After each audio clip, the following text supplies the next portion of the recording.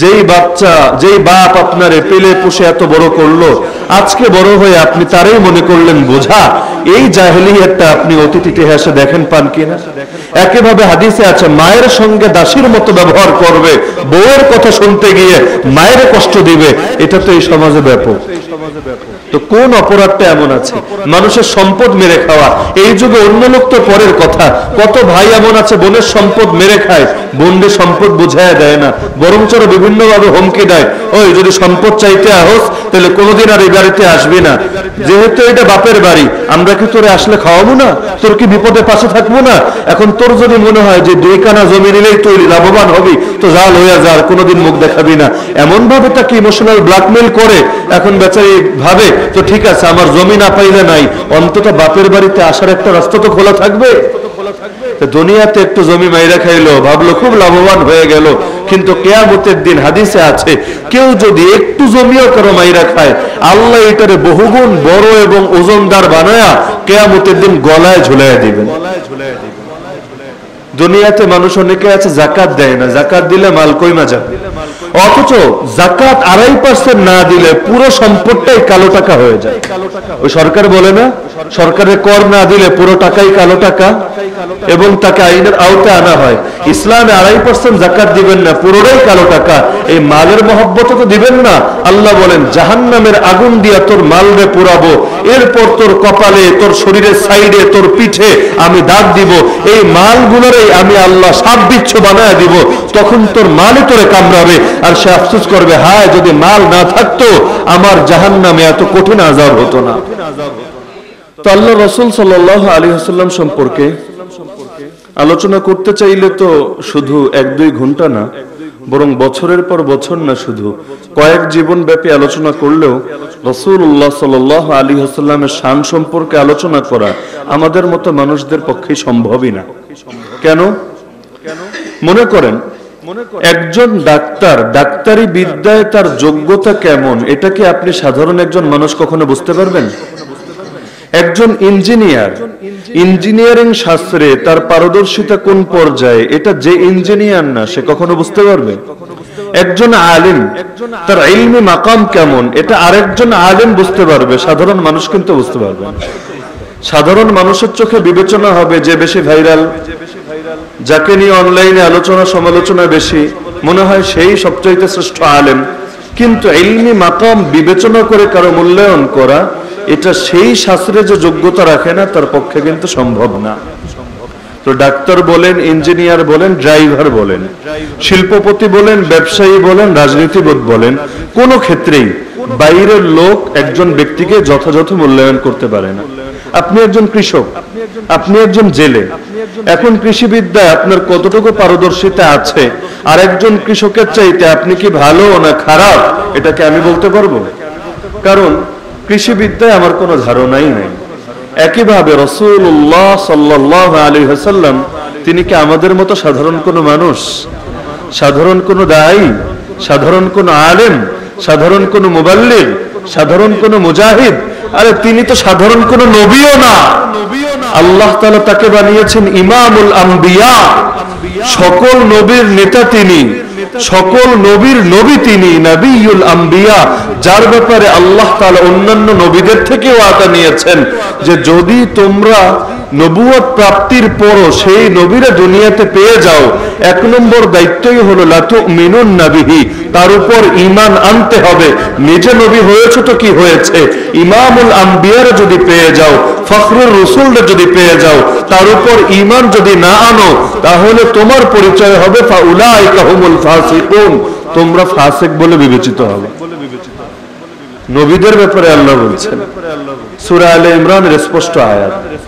তো যার মর্যাদা সব নবীরে ছাড়িয়ে আর উচ্চাঙ্গে, যার উম্মতের এত মর্যাদা, যাদেরকে আল্লাহ বলেছেন লিতাকুনু শুহাদা আলান নাস, কিয়ামতের দিন দুনিয়ার সব মানুষ, অতীতের সব জাতির ব্যাপারে তারা আল্লাহর সামনে দাঁড়িয়ে সাক্ষ্য দেবে।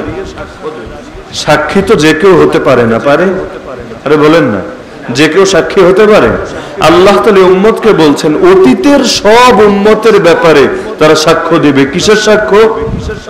অতীতের উম্মতের মধ্যে কেউ যদি দাবি করেও বসে আমাদের কাছে সুসংবাদদাতা আসে নাই, সতর্ককারী আসে নাই, হিদায়াত আমাদের সামনে স্পষ্ট হয় নাই।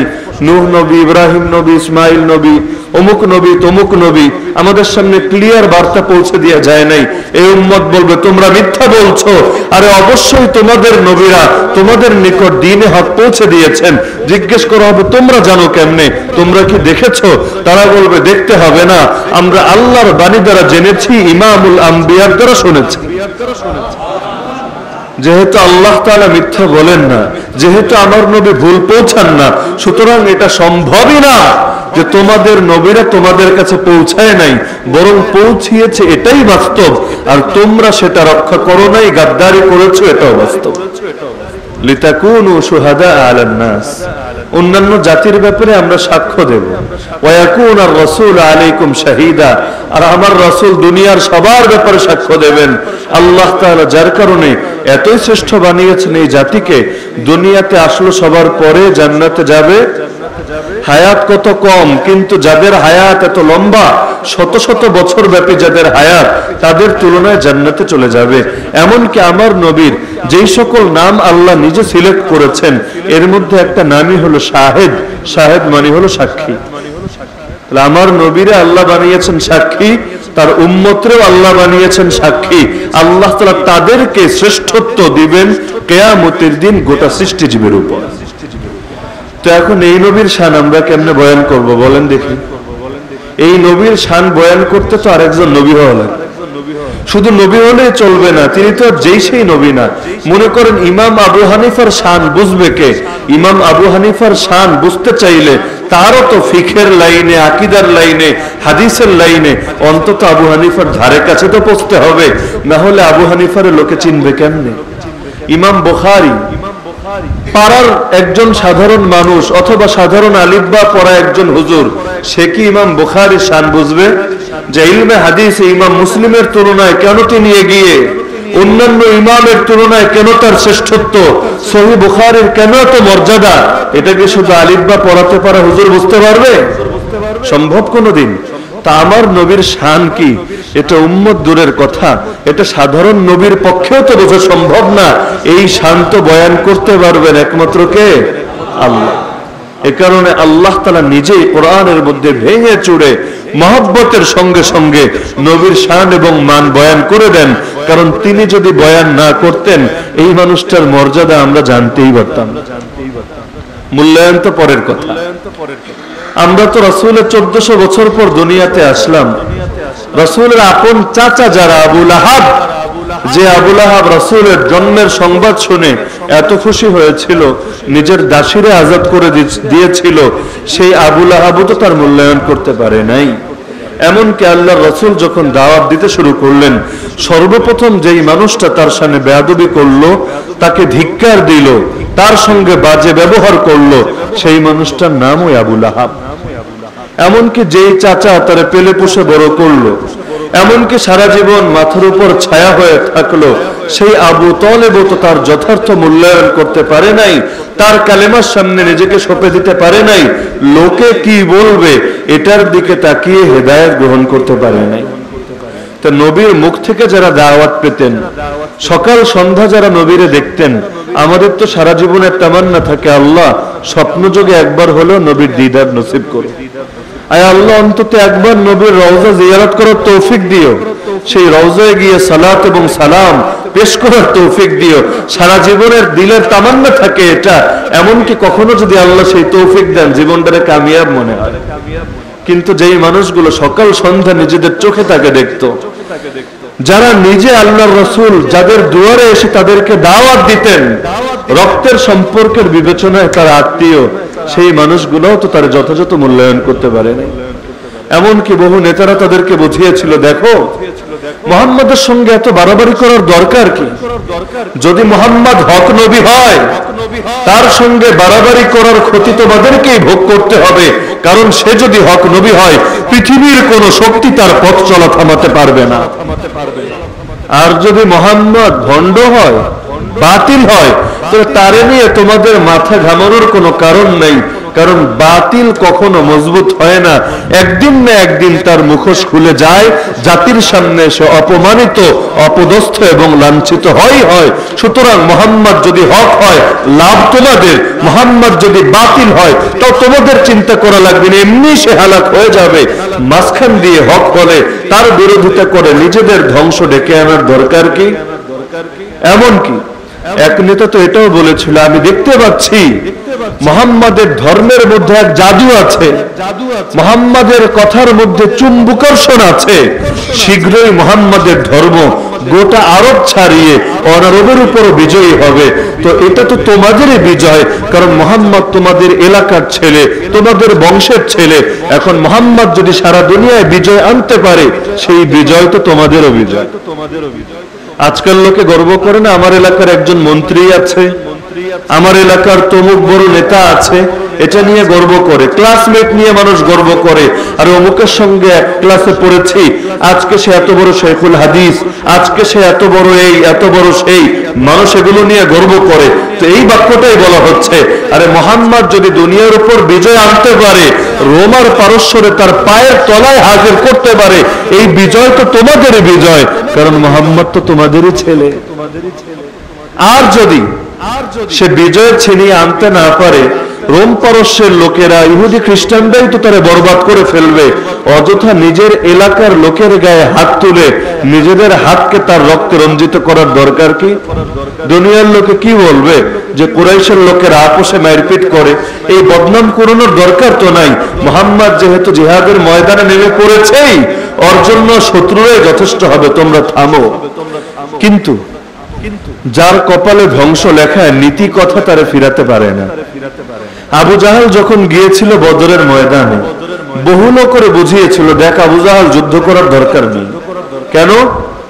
কারণ তুই যে নিয়তে যুদ্ধ করতে বের হয়েছিল ওই কাম শেষ। তুই তো বের হয়েছিলি ব্যবসায়ী কাফেলারে বাঁচানোর জন্য, কারণ আবু সুফিয়ানের নেতৃত্বে ব্যবসায়ী কাফেলা গিয়েছিল শাম দেশে। তাদের নিয়ম ছিল আরব থেকে মাল দিয়ে যেত শামে, শাম দেশে বিক্রি করে আবার শামের মাল কিনে এনে হাজির করত তারা আরবে। এভাবে ইম্পোর্ট এক্সপোর্টের ব্যবসা করত তারা। তো আল্লাহ রাসূল সাল্লাল্লাহু আলাইহি ওয়াসাল্লাম বাহিনী নিয়ে বের হয়েছিলেন আবু সুফিয়ানের ব্যবসায়ী কাফেলার উপর হামলা করবেন। কিন্তু আবু সুফিয়ান বুদ্ধির পরিচয় দিয়ে রাসূলের সামনে ফেস হয় নাই, সমুদ্রের তীর দিয়ে ভিন্ন আরেক রাস্তা দিয়ে সে মক্কায় পৌঁছে গেছে। তো লোকে এখন বলল, আবু সুফিয়ানে তো খবর পাঠিয়েছিল সাহায্য নিয়ে আয়, বাহিনী নিয়ে আয়, এখন সে চলে গেছে মক্কায়, তোর অযথা এখানে থাকার দরকার কি, তুইও যা মক্কায়। কিন্তু মরণ যদি কাউরে ময়দানে টেনে আনে, পৃথিবীর কোনো কথা কি আর তারা থামাতে পারে? আবু জাহাল বলল, না আমি ফিরবো না, 3 দিন এই ময়দানে থাকবো, আমরা মাস্তি করব, বেড়ি নিয়ে আসছি ফুর্তি করব, মদ নিয়ে এসেছি মদ খাবো, উট নিয়ে এসেছি উটের গোশত জবাই করে পিকনিক করব। এই 3 দিনে যদি মুহাম্মাদের বুকে বল থাকে, আর মুহাম্মদ যদি আমাদের সামনে ময়দানে যুদ্ধ করতে আসে, মুহাম্মাদের কল্লাই শরীর থেকে আলাদা করে দিবে। কি নাউজুবিল্লাহ বলবেন না? আর যদি মুহাম্মদ সাহস করে আমাদের সামনে দাঁড়াতে না পারে, গোটা দুনিয়া জানতে পারবে মুহাম্মদ একটা চাপাবাজ, মুহাম্মদ একটা মিথ্যুক, সে শুধু মুখেই বড় বড় কথা বলে, দিলের মধ্যে শক্তি নাই। তখন আমাদের সামনে লড়াই করার হিম্মত আর কেউ করবে না, গোটা আরবে আমাদের মাথা উঁচু হয়ে যাবে। সবাই জানবে কুরাইশের আর্মি এমন মজবুত আর্মি, ওর আর্মির সঙ্গে কেউ মোকাবেলা করার হিম্মতি করে না। তাহলে দুই দিকেই ফায়দা, যুদ্ধ হলেও ফায়দা, না হলেও ফায়দা। কারণ সে তো ভেবে রেখেছে যুদ্ধ হলে মুহাম্মাদের বাহিনী পরাজিত হবে, কি লেগা? কারণ তাদের কাছে তরবারি আছে মাত্র 2টা। কয়টা? লোক 313। তো কি হয়েছে? খালি হাতে লোক 10 লাখ হলেও লাভ নাই। ওই শাপলা চত্বরে নাকি 10 লাখ লোক জমা হয়েছিল খালি হাতে, ময়দান খালি হতে তো সময় লাগেনি। তো খালি হাতে দুনিয়ার কাফের মুশরিকরা কখনো ভয় করে না, কারণ ওরা জানে আপনার হাতের তসবিহ দিয়ে আর জায়নামাজ দিয়ে কখনো তীর তরবারির মোকাবেলা করা যায় না। তরবারির মোকাবেলা তরবারি দিয়েই হয়, কলমের মোকাবেলা কলম দিয়ে হয়, জবানের মোকাবেলা জবান দিয়ে হয়। কিন্তু তরবারির মোকাবেলায় কেউ যদি কলম এনে হাজির করে, সে একটা মাথা মোটা বলদ ছাড়া কিচ্ছু না। তোরা ভেবে রেখেছে 2 তরবারি দিয়ে করবেটা কি আমাদের? মুহূর্তের মধ্যে ভ্যানিশ করে ফেলবো আমরা, যুদ্ধ শেষ। কিন্তু জানে না দুনিয়ার চোখে তরবারি দুইটা, কিন্তু অদৃশ্যের চোখে তরবারি তো কয়েক হাজার। কারণ তরবারি যদি দুইটা হয়, আমরা বলেন তো 70টা নেতা নিহত হয়েছে বদরের ময়দানে, আরো 70 জন বন্দী হয়ে এসেছে। নেতা মরা কি সহজ না কঠিন? কঠিন। সেই যুদ্ধে কমান্ডার ইন চিফ ছিল কে? আবু জাহাল। তাহলে যে সবচাইতে বড় কমান্ডার থাকে সে কি নিরাপত্তার অধীনে থাকে, ফোর্স নিয়ে থাকে, এমনি সবার সামনে যায় খাড়ায় থাকে? কারণ নেতা ধরাছোঁয়ার বাইরে থাকে। সবাই জানে নেতা যতক্ষণ জিন্দা আছে যুদ্ধ চলবে, নেতা মরে গেলে যুদ্ধই শেষ। প্রতিটা দেশের আমরা বলেন তো এলাকার চেয়ারম্যান মেম্বারের নিরাপত্তা বেশি থাকে না রাষ্ট্রের প্রধানমন্ত্রী প্রেসিডেন্টের নিরাপত্তা বেশি থাকে? কেন? যে যত বড় নেতা তার জীবনের দাম তত বেশি মনে করা হয়। একটা প্রধানমন্ত্রী কোন রাস্তা দিয়ে চললে আগে দেখেন না 5 ঘন্টা 4 ঘন্টা আগ থেকে রাস্তা বন্ধ রাখে, পরেও আধা ঘন্টা 1 ঘন্টা রাস্তা বন্ধ থাকে, এদিকে অ্যাম্বুলেন্সে লোক মরলো কিনা, আপনার এয়ারপোর্টে বিমান ছুটে গেল কিনা, এগুলো দেখার বিষয় না। কারণ আপনার মতো হাজার জনগণের চাইতে তার জীবনের দাম বেশি। এটা মনে করা হয় কিনা? আরে বলে না। কিন্তু একটা চেয়ারম্যান গেলে রাস্তা কয় মিনিট বন্ধ থাকে? একটা এমপি গেলে কয় মিনিট বন্ধ থাকে? থাকে না। তো লোকে লোকে নেতায় নেতায় তো পার্থক্য আছে। আবু জাহাল হলো সেই ময়দানের সবচাইতে বড় নেতা, তাহলে কি মনে হয় সবচাইতে বেশি নিরাপত্তায় ছিল না?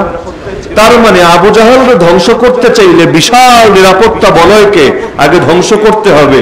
2টা তরবারি দিয়া জীবনেও সম্ভব? এটা আরে সম্ভব নাকি? 2 তরবারি দিয়ে 1000 তরবারির মোকাবেলা কেমনে হলো?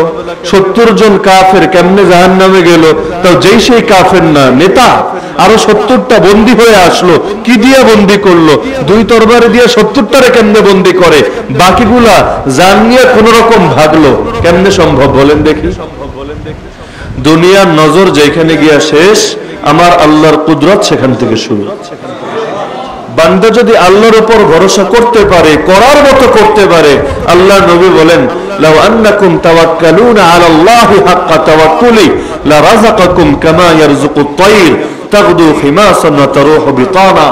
তোমরা যদি আল্লাহর উপর সেভাবে ভরসা করতে পারো যেভাবে ভরসা করা উচিত, আল্লাহ তোমাদেরকে ঠিক সেভাবে রিজিক দিবেন যেভাবে পাখিদেরকে রিজিক দেন। সকালে খালি পেটে বের হয়ে যায়, চাকরি করে না, ব্যবসা করে না, কামলাগিরি করে না, খেত খামার করে না, ড্রাইভিং করে না, দুনিয়ার কোনো পেশায় সে জড়িত না, তারপরও বিকাল বেলা খালি পেটে ফিরে আসে। কেমনে ফিরে আসে? তো যেই আল্লাহ আপনারে বাদ দিয়া দুনিয়ার হাজার হাজার মাখলুকরে চাকরি ছাড়া, ব্যবসা ছাড়া, শুধুমাত্র তাওয়াক্কুলের কারণে খাওয়াতে পারে, পড়াতে পারে, জীবন চালাতে পারে, সেই আল্লাহ একটা মাত্র জাতি মানুষরেও পারে না? আরে পারে কিনা? তাহলে করে না কিনলে গে? কারণ নজর তো চলে গেছে শুধু জাহেরের দিকে। এখন বিশ্বাসী হতে চায় না যে জাহের বাদ দিয়েও অনেক বড় কিছু হতে পারে। আল্লাহ নবী বলেন ওয়া জুইলা রিজকি তাহতা জিল্লি রুমহি, আমার রিজিক রাখা হয়েছে আমার বর্ষার ছায়ার নিচে। দুনিয়ার লোকেরা বলবে কিভাবে সম্ভব? বর্ষার ছায়ার নিচে আবার রিজিক থাকে কিভাবে? রিজিক থাকে চাকরিতে, রিজিক থাকে ব্যবসায়, রিজিক থাকে কৃষিতে। কিন্তু আমার আল্লাহ দেখিয়ে দিয়েছেন যে আবু হুরায়রা একসময় না খেয়ে রাস্তার পাশে পড়ে থাকতে হতো, এমনকি লোকে এসে ভাবতো মৃগী রোগী, কিন্তু বাস্তবে মৃগী রোগী না, অজ্ঞান হয়ে পড়ে আছে পেটের জ্বালায়। আর যেই নবীরও পেটে ক্ষুধার জ্বালায় 2টা পাথর বাঁধতে হয়, তার সাহাবীদেরকেও কোমর সোজা রাখার জন্য বাধ্য হয়ে পাথর বাঁধতে হয়। সেই আবু হুরায়রা এক সময় নাক মুছতো যেই রুমাল দিয়া, সেই রুমালটাও ছিল রেশমের রুমাল। তো এই রিজিক আল্লাহ দিয়েছেন চাকরির বরকতে, ব্যবসার বরকতে, বড় বুদ্ধিজীবী ছিলেন, বুদ্ধি বেঁচে খেয়েছিলেন এই বরকতে। কিসের বরকতে বলেন না?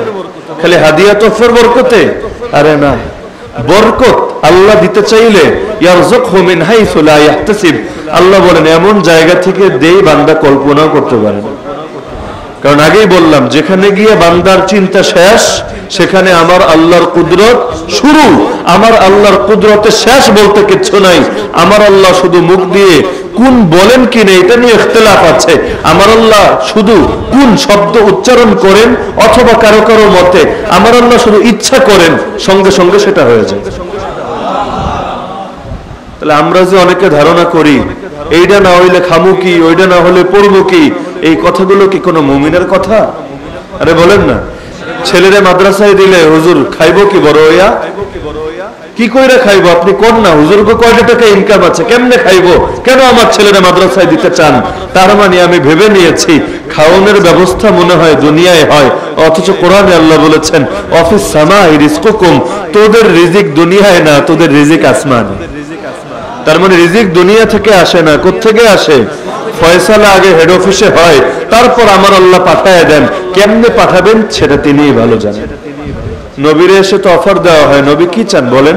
যদি বলেন তাহলে এই যে পাহাড়গুলো দেখেন, একটারে সোনার পাহাড়, একটারে রূপার পাহাড়, এইরকম এক একটা দামি দামি সম্পদের পাহাড় বানায় দিব, আপনার সারা জীবনে অভাব বলতে কিচ্ছু থাকবে না। এই অফার আপনারা দিলে কি করতেন? আপনি আগে 2 রাকাত নামাজ পড়তেন, তারপর বলতেন আল্লাহ তাড়াতাড়ি দাও, আমার তো সবর সয় না, এই পাহাড় বেচে সারা জীবন আমি খামু। আপনি মনে করতেন বিশেষ নজর পড়েছে আপনার উপর? মনে করতেন কি না? দুনিয়ায় কোন গরিবটা এমন আছে যে বড়লোক হইতে চায় না? আমারে বলেন তো। গরিব হইয়া গরিব থাকতে চায়, গরিবানা হালতে খুশি আছে, সন্তুষ্ট আছে, বড়লোক হওয়ার মতো দিলে তামান্না নাই, এইরকম কয়টা লোক পাবেন খুঁজে? আমারে বলেন। যার পকেটে 1 টাকাও নাই সেও কোটি টাকা স্বপ্ন দেখে। দুনিয়ার বাস্তবতা এমন। তা আমরা তো পাই না, তাও চাই। নবীর সামনে এনে হাজির করা হচ্ছে, নবী বলেন আমার লাগবো না, আমি তো এইটা পছন্দ করি, একদিন খাবো শুকরিয়া আদায় করব, আরেকদিন না খেয়ে থাকবো সবর করব। শুকরিয়ার দ্বারাও আল্লাহ খুশি, সবরের দ্বারাও আল্লাহ খুশি। দুই তরিকে আমি আল্লাহরে খুশি করতে চাই। আমি খেয়েও খুশি করতে চাই, না খেয়েও খুশি করতে চাই, আলহামদুলিল্লাহ বলেও খুশি করতে চাই, ইন্না লিল্লাহ বলেও খুশি করতে চাই। এমনকি নবী আল্লাহর কাছে দোয়া করেন আল্লাহুম্মা আহিনি মিসকিনা, আয় আল্লাহ যতদিন বাঁচাবা মিসকিন হিসাবে বাঁচাও। ওয়ামিতনি মিসকিনা, যখন মরণ দিবা মিসকিন হিসাবে মরণ দাও। ওয়াহশুরনি ফি জুমরাতিল মাসাকিন, আয় আল্লাহ কিয়ামতের দিন মিসকিনের দলে হাসর করাও। আপনার মসজিদের ইমাম সাহেব যদি আজকে এই দোয়া করে, ইমামের চাকরি যাইব না। যে হুজুর আপনি দোয়া করবেন যে আল্লাহ আমগরে বড়লোক বানাও, যতদিন আমগো দুনিয়া রাখবা বড়লোক হিসাবে রাখো, আপনি আমগরে মিসকিন হওয়ার দোয়া করছেন, আপনার মতো ইমামের দরকার নাই। আমরা মিসকিন হইলে আপনার খুশি লাগবো না, আপনারা একটা হাই দেবো না, জান কি বলবেন? এটা বলবে কিনা এই কথা? কিন্তু নবী আল্লাহর কাছে চেয়ে নিচ্ছেন কেন? কারণ গরিব থাকলে দুনিয়ায় কষ্ট আর কয় বছর বলেন? 50 বছর, 60 বছর। কিন্তু কিয়ামতের দিন যখন আল্লাহ ধনীর 500 বছর আগে আপনার জান্নাতের টিকিট দিয়ে দিবে, দিলটা এত খুশি হয়ে যাবে, মনে হবে আল্লাহ কেন আরো গরিব বানাইলেন। সেই 500 বছর আবার দুনিয়ার হিসেবে 500 বছর না, আখিরাতের একদিন সমান সমান দুনিয়ার 1000 বছর। তো একদিন সমান যদি 1000 বছর হয়, 1 বছর সমান কয় লাখ কয় কোটি বছর আপনি হিসাব করেন। এবার 500 বছর সমান কত মিলিয়ন বিলিয়ন বছর হিসাব করেন। তো ধনীরা হাসরের ময়দানে হিসাব দিতে দিতে দিতে দিতে দিতে দিতে ওর জান যাবে পানি হইয়া, আর এই সময় আপনি জান্নাতে বসে হরনিয়া মজা করবেন। তো ওই সময় আপনার হিংসা হবে না যে এই গরিবগুলা চোখের সামনে দিয়ে জান্নাতে যাবে? আপনার মনে চাইবো না আল্লাহ আমিও যদি গরিব হইতাম কত না সহজ হইতো। প্রতিটা পয়সার হিসাব দিয়ে আপনারা জান্নাতে যেতে হবে। নেয়ামত পেলেই তো শেষ না, প্রতিটা নেয়ামতের হিসাব দেওয়ার আগে 1 চুল পরিমাণ সামনে আপনি অগ্রসর হতে পারবেন না। আর আল্লাহ যদি কারোর কাছে হিসাব চায়া বসেন, ওই বান্দার হিসাব দিয়ে জান্নাতে যাওয়া অসম্ভব না। কি মনে করেন জীবনে কয় কোটি টাকা কামাই হয়েছে, কয় লাখ টাকা খেয়েছেন, যদি প্রত্যেকটা পয়সার হিসাব চায়, দুদক যদি হিসাব চায়, দুনিয়ার দুর্নীতি দমন কমিশন, অনেকের ঘুম হারাম হয়ে যায় না? আরে যায় কিনা? তো এইটা তো দুনিয়ার দুদক, যার নজরে অনেক সময় ফাঁকি দেওয়া সম্ভব, কিন্তু কিরামান কাতিবিন রে কেমনে ফাঁকি দিবেন? সবকিছু তো রেকর্ড করা আছে, ক্লিপগুলো সংরক্ষণ করা আছে। একটা হিসাব যদি উল্টা পাল্টা দিতে চান, আল্লাহ মুখটারে বন্ধ করে দিবেন। এবার হাতে কথা বলবে, পা কথা বলবে, চোখ কথা বলবে, মাথা কথা বলবে, প্রত্যেককে হিসাব দিবে আল্লাহ এই যে এই হাতটা দিয়া আমি তো চাই নাই, সে আমার এই গুনার কাজে ব্যবহার করেছে, আল্লাহর চাইরো না। আমার নবী মুহাম্মদুর রাসূলুল্লাহ সাল্লাল্লাহু আলাইহি ওয়াসাল্লাম তার যথার্থ শান বয়ান করা আমাদের পক্ষে সম্ভব না। তো নবীর জীবনের 2টা দিক, একটা হলো তার ফজিলতের দিক, এটা পুরোপুরি অনুভব করো আমাদের সাধ্যের বাইরে। আর একটা হলো তার অনুসরণ করার দিক। আমার আল্লাহ এই দিকটাকে এত বেশি স্পষ্ট রেখেছেন, নবীর ঘরোয়া আলাপ, নবীর বাথরুম পর্যন্ত কেমন ছিল এটা আল্লাহ ক্লিয়ার করে দিয়েছে। আমার নবী কোন পা দিয়ে বাথরুমে যেতেন জানেন না? কোন পা দিয়া বাথরুম থেকে বের হতেন জানেন না? কি দোয়া পড়তেন জানেন না? ঢেলাগুলো কয়টা ব্যবহার করতেন, কেমনে করতেন জানেন না? স্ত্রী সহবাস কেমনে করতেন, দোয়া কি পড়তেন জানেন না?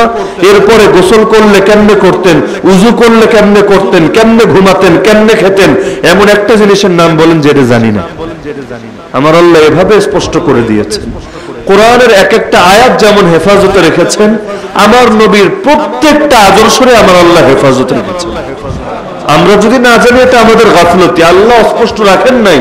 আপনি দিনের শুরু করেন কি দিয়া, দিনের শেষ করেন কি দিয়া, পুরো দিনটারে এক পাল্লায় রাখেন, নবীর পুরো দিনটারে এক পাল্লায় রাখেন, একটা দিকও নবীর অস্পষ্ট নাই, এখন অনুসরণ করেন না, সেটা আপনার গাফলতি। যেমন আমাদের অনেকের দিন শুরু হয় সকাল 8টায় 10টায়, স্বাভাবিক এটা না? বেশিরভাগ লোকের, যারা বেশি বুজুর্গ এদের শুরু হয় ফজরের নামাজের সময়। নবীর দিন শুরু হতো কখন? তাহাজ্জুদের সময়। রাতের যখন শেষ তৃতীয়াংশ হতো, যে সময়ের ব্যাপারে বলা হচ্ছে আল্লাহ দুনিয়ার আসমানে নেমে আসেন, সেই সময় আমার রাসূল ঘুম থেকে জাগতেন না। জেগে কি করতেন? ঘড়ি রেখে অ্যালার্মটা বন্ধ করে আবার ঘুমায় পড়তেন। বাথরুম থেকে আইসা আবার বউরে জোড়ায় শুয়ে পড়তেন। কি করতেন? আরে বলে না, কি করতেন? নামাজে দাঁড়ায় যেতেন।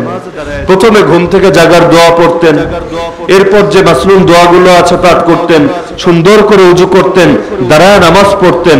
এত লম্বা নামাজ, নবীর পা ফুলে যেত। আপনার জীবনে কি একটাবার এমন হয়েছে যে আপনি নামাজ পড়ে পা ফোলাতে পেরেছেন?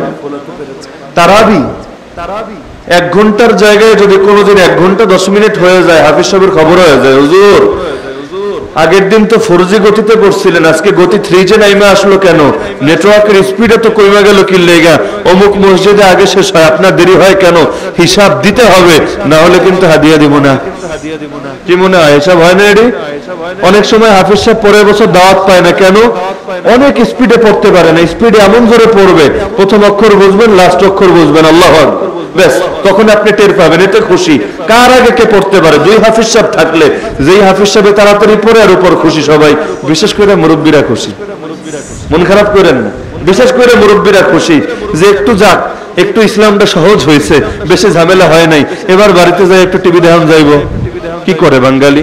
10টার সময় কেউ ঘুমায়? এই যুগে 10টায় কেউ ঘুমায়? বাসায় যায় কি করে? টিভি দেখে, গল্প গুজব করে, অথবা এমনি ফাও টাইম নষ্ট করে। এতে তার দিলে কষ্ট লাগে না, কিন্তু নামাজ একটু লম্বা হলে তার দিলটা ফাইডা যায়। নিয়মিত নামাজ পড়তে পড়তে তার পা ফুলে যেত। আমার সারা জীবনে একটাবার এটা হয় নাই। এখন নবীর সঙ্গে আমার মিললটা কেমনে বলেন তো? জীবনে অন্তত একটাবার হলেও তো বলতে পারতাম, যাক নবীর একটা সুন্নতের উপর আলহামদুলিল্লাহ আমার পুরো আমল আছে, আমি পরিপূর্ণ আশিক হতে পেরেছি। কারণ যে যারে মহব্বত করে সে তারে অনুসরণ করে। দুনিয়ার মধ্যে এই যে দেখবেন পোলাপান যুবকরা কোন এক নায়করে মহব্বত করে, এখন চুল কাটে তার মতো, চেহারা রাখে তার মতো, এমনকি পোশাক আশাক পরে তার মতো। এক খেলোয়াড়রে মহব্বত করে, এখন খেলোয়াড়ের মতো কইরা খেলতে চায়। এক শিল্পীরে মহব্বত করে, তার মতো কইরা গজল বা গান গাইতে চায়। তো দুনিয়ায় মহব্বতের তাকাজা হলো আপনি যারে মহব্বত করেন তার অনুসরণ করবেন। এটাই স্বাভাবিক কিনা? স্বাভাবিক না এটা? বাংলাদেশে দেখবেন অনেক সময় ওই বক্তাদের অনেক ভার্সন বাইর হয়। বাংলাদেশে এরকম দেখবেন পোস্টারে 2য় মামুনুল হক, 3য় কুয়াকাটা, 4র্থ আব্বাসী, 5ম এটা, এরকম অনেকে নাম ব্যবহার করে। পোস্টারেও লিখে দেওয়া হয় অমুক 2য় মামুনুল হক। তার মানে কি? যে সে মামুনুল হক সাহেবের এত মহব্বত করে, এখন তার স্টাইল অনুসরণ করেছে। এখন মামুন সাহেবের ফ্যান ফলোয়ার যারা তার দাওয়াত দেওয়ার সিরিয়াল পায় নাই, তারা এখন এই 2 নম্বর ভার্সনটা নিয়ে সন্তুষ্ট থাকার চেষ্টা করে। তো যেটা বলছিলাম যে মহব্বতের তাকাজা হইল এইটা, আপনি যারা মহব্বত করেন তার অনুসরণ করবেন। তো নবীরে কেমন মহব্বত করেন যে সারা জীবনে একটাবার ইচ্ছা হইল না এই কামটা কইরে দেখি। এরপর নবী সাল্লাল্লাহু আলাইহি ওয়াসাল্লাম কিভাবে খাবার খেতেন? নবী জীবনে হেলান দিয়ে খান নাই। কেন? কারণ নবী সাল্লাল্লাহু আলাইহি ওয়াসাল্লাম বলেছেন, আমি একজন গোলাম, আমি সেভাবে খাই যেভাবে গোলাম খায়। আমি সেভাবে বসি যেভাবে গোলাম বসে। এই খাবার আল্লাহর পক্ষ থেকে নেয়ামত। আরে খাবার কোন জিনিস দেখার বিষয় না, কে পাঠিয়েছেন দেখার বিষয়। দুনিয়ায় বলেন উপহার কখনো ছোট হয় না। একটা কলম দিল, আরে উপহার তো জিনিস, কলম এটা দেখো না, কে দিল, কিসের কারণে দিল, তুমি এইটা দেখো। মানুষ মহব্বতের জিনিসগুলোর যত্নের সাথে সংরক্ষণ করে। তো এই খাবার, এটা কি আপনার সৃষ্টি না আল্লাহর সৃষ্টি? এটা কি আপনি নিজের শক্তিতে পেয়েছেন না আল্লাহ দিয়েছেন? আল্লাহ দিয়েছেন। আল্লাহর জিনিসে আপনি কদর করবেন। এই কারণে আরে খাবার কি দেখার বিষয় না, পান্তা ভাত হোক, বিরিয়ানি না, পান্তা ভাত, কিন্তু দিয়েছেন কে? আল্লাহ। যিনি দিয়েছেন তিনি তো দামি, তার ছোট্ট উপহারও দামি। আমার জন্য যেটা কল্যাণ আমার আল্লাহ সেটাই দিবেন। আল্লাহ কখনো বান্দারে ঠকায় না। দুনিয়া বাপ মাই তো ঠকায় না, তাও যদি তর্কের খাতিরে মানি কোন বাপ বাচ্চারে ঠকিয়েছে এটা সম্ভব, কিন্তু কোনোদিনও এটা সম্ভব না আল্লাহ তার বান্দারে ঠকিয়েছে। আমার আল্লাহর অভিধানে জুলুম বলতে কোনো শব্দ আছে? আল্লাহ কোনোদিন বিন্দু পরিমাণ জুলুম করেন কারোর উপর? কেউ যদি কোনোদিন মুখ দিয়ে বলে আল্লাহ জুলুম করেছে সে কাফের। অনেক সময় গ্রামের মহিলারা বলে আল্লাহ কের কাউরে পাইল না, আমার পোলাডারে আল্লাহ মরণ দিল, নাউযুবিল্লাহ মিন যালিক। এই কথা বললে সঙ্গে সঙ্গে সে আর মুসলমানই থাকবে না, কাফের হয়ে যাবে।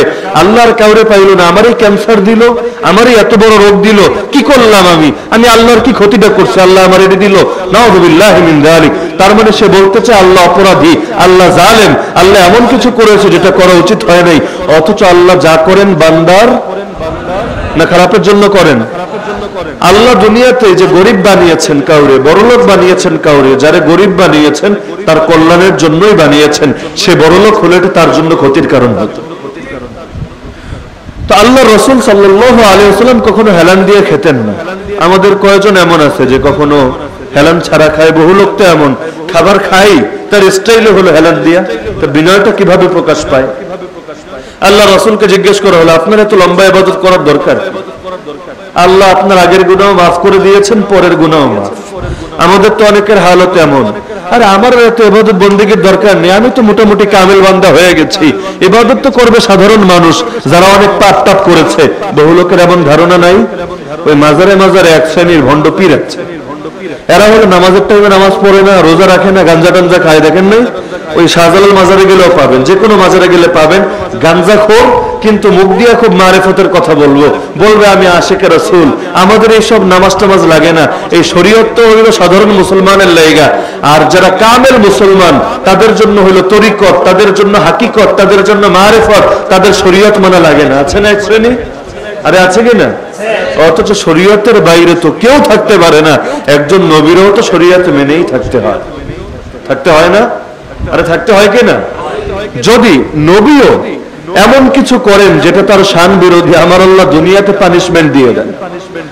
ইউনূস আলাইহিস সালাম তিনি রাগ করে যাতায়াত শুরু করলেন, নৌজনে আরোহণ করলেন, এই সম্প্রদায়ে থাকবো না, আমি চলে যাব। আমার আল্লাহ সেখানে পানিশমেন্টের ব্যবস্থা করেননি। হ্যাঁ, এটা এই কারণে না এটা তার উপর আযাব, বরং হাসানাতুল আবরার সাইয়্যাতুল লিল মুকাররাবিন।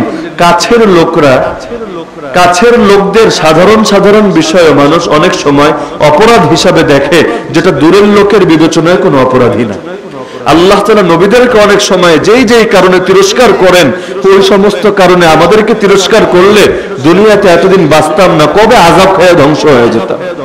আপনি একটাবার দেখেন, অতীতে বিভিন্ন জাতি আল্লাহ ধ্বংস করেন নাই আযাব দিয়া। যেই পাপের কারণে অতীতে বিভিন্ন সম্প্রদায়কে আল্লাহ পুরো জাতিরা ধসিয়ে দিয়েছেন, একটাবার এই যুগের সঙ্গে মিলিয়ে দেখেন এমন কোন পাপটা বাকি আছে যেটা এই যুগে করে না। এক জাতির আল্লাহ ধ্বংস করলেন, শুআয়ব আলাইহিস সালামের জাতি। কেন? মাপে কম দিত। এই যুগের ব্যবসায়ীরা মাপে কম দেয় না। লূত আলাইহিস সালামের জাতিরে আল্লাহ ধ্বংস করলো কেন? ওরা সমকামিতা করত। এই যুগে তো রাষ্ট্রীয়ভাবে সমকামিতারে প্রমোট করা হয়, এর পক্ষে বিভিন্ন ধরনের দালালি করা হয়। তাহলে এমন একটা পাপ আপনি খুঁজে পাবেন না যেটা অতীতে হতো এই যুগে হয় না, বরং বেশি হয়। এগুলো নিয়ে গর্ব করা হয়। অতীতে অনেক পাপ গোপনে করত, প্রকাশ্যে লজ্জা পেত, এখন প্রকাশ্যে করা হয়। এমনকি এটাকে স্বাধীনতা বলে প্রচার করা হয়। আরে বনি ইসরাইল নবীদের সঙ্গে বেয়াদবি করত, আল্লাহ বহুবার তাদেরকে শাস্তি দিয়েছেন। এই যুগে নবীরা গালি দেওয়ারও স্বাধীনতা বলে প্রচার করা হয়। তো কোন জিনিসে আমরা পিছিয়ে আছি? আপনি বলবেন যে জাহিলি যুগে মেয়ে বাচ্চা হইলে জ্যান্ত দাফন করতো, শুনেন নাই আপনারা? এই যুগে মেয়েরও করে ছেলেরাও করে, দুনিয়া আসার আগেই প্যাডের মধ্যে মারে। কেমনে? ওই যে মেয়েরা আকাম কুকাম করে, তারপর পেটের মধ্যে বাচ্চা চলে আসে, 4 মাস হলে কিন্তু বাচ্চার প্রাণ চলে আসে, রোগ চলে আসে। এই 4 মাস বাচ্চার হওয়ার পর কেউ যদি বাচ্চারে মেরে বাচ্চারে সেই ভ্রূণ অবস্থায় হত্যা করে, তাহলে একটা জ্যান্ত মানুষের হত্যা করলে তার যে অপরাধ হবে, পেটের মধ্যে হত্যা করলে একই অপরাধ হবে।